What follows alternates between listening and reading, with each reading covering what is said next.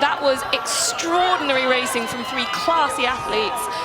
That's Who the best won? race I've ever seen. That's the best race Who I have ever won? seen. You're recording this as an activity for Strava, or? Yeah. I get so excited. Interview. I get so excited. Nervous. It makes me burn calories.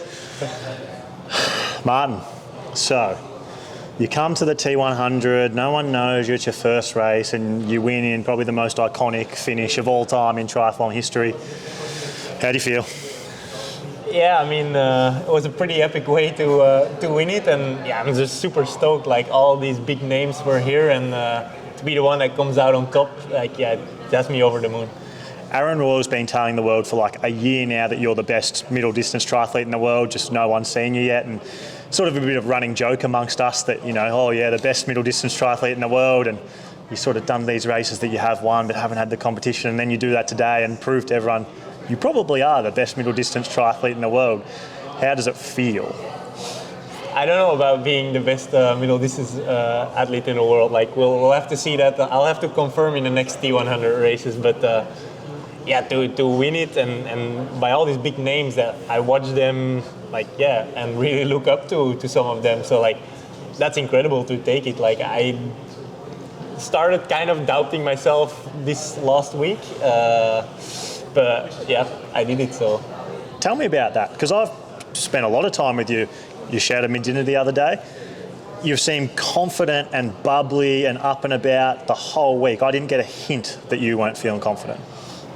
yeah, I mean, I felt at home. Like, I felt like the atmosphere here is really nice. It's relaxed with all the athletes. So that's like I'm in my element like that. But like, not maybe having 100% the preparation that I wanted, because, like, yeah, I've still had to train for the short course as well.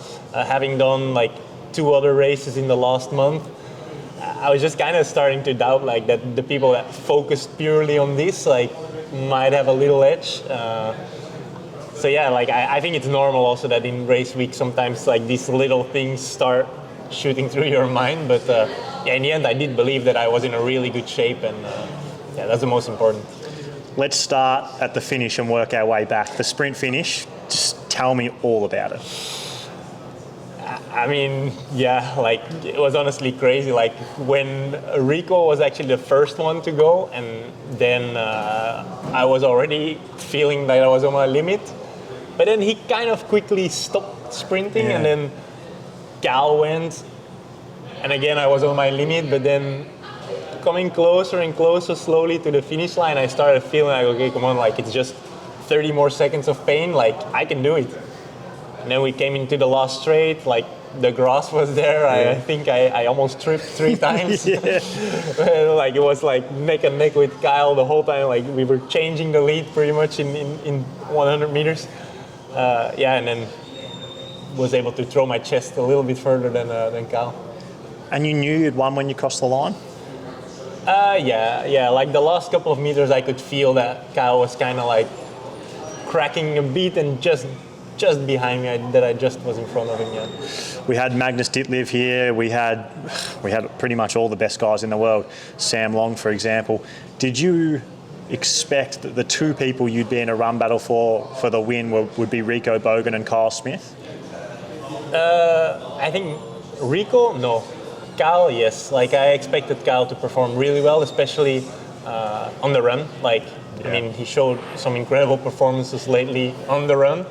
But yeah, Rico, I honestly didn't expect it, and I think I'm super stoked for him, because he had that he won the World Champs last year, and I think that a lot of people were maybe calling him like a one-day success or a one-day wonder, and for him to confirm now, and like, I'm sure that he will confirm in many races to come if you see the performance he has today. Yeah, that's incredible for him. But Kyle, I knew he was the one to watch. And yeah, that's why I tried to close the gap immediately when he was a little bit away in the beginning of the run, because I knew that he was going to be hard to beat. At what point did you know it was going to be a sprint finish? Was it early? Was it with a K to go?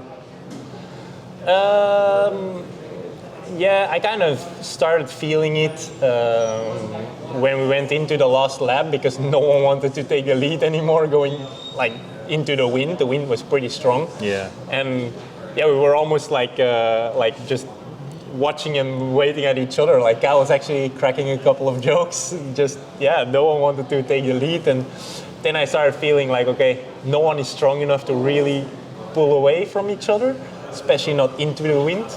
So I thought it was gonna get very close at the finish then. Can you say any of the jokes?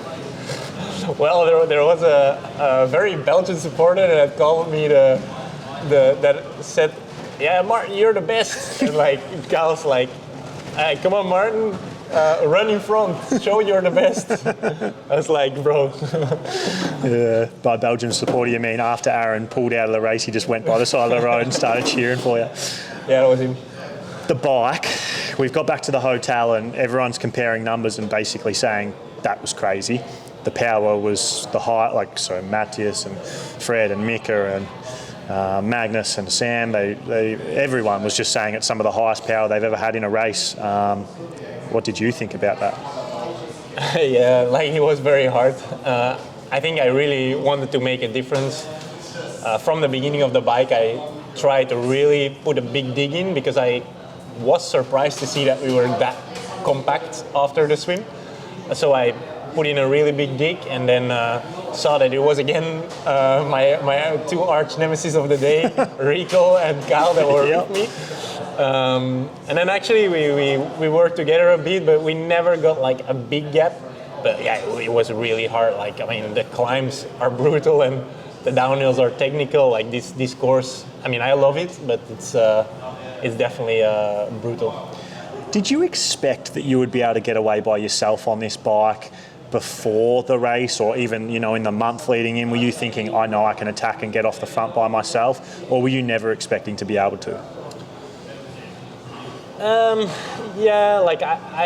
maybe yes. I expected that I would be off the front with one or two guys, but I did expect the difference after the swim would be bigger. So I didn't expect some of the big bike power guys like Sam, Long, Mattis, Magnus. even Magnus being so close. So that definitely surprised me. But yeah, I think that I actually, especially on a hilly course, I'm probably quite equal on the bike to them.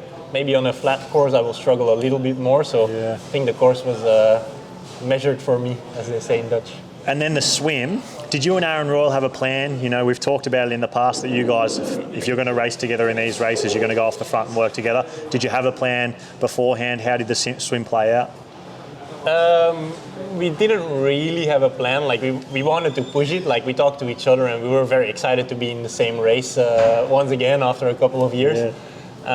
So we wanted to push it on the swim, but I have to say that was my fault that it didn't happen because I wasn't I was only in 5th, 6th position and I couldn't really move up. I just didn't have a great feeling wearing the whole scuba diving suit.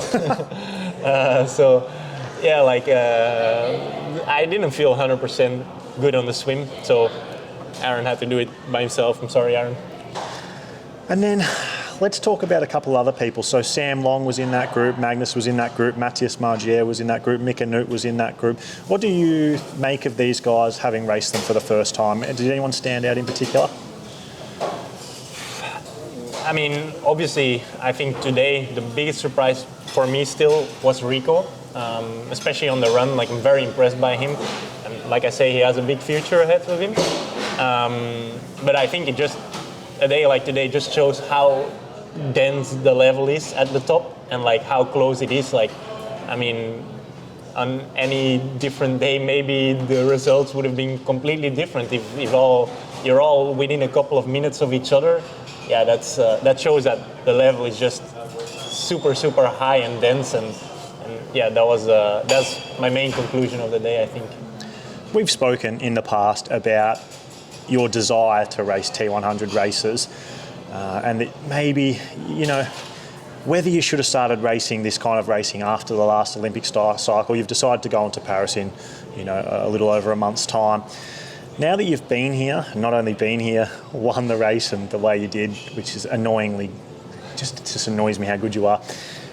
Do you feel already the attention on you, the media attention, the public attention, just the race itself? Do you feel like it's bigger and it's like, do you feel the enormity of it compared to sort of being isolated in the short course world? Yeah, for sure.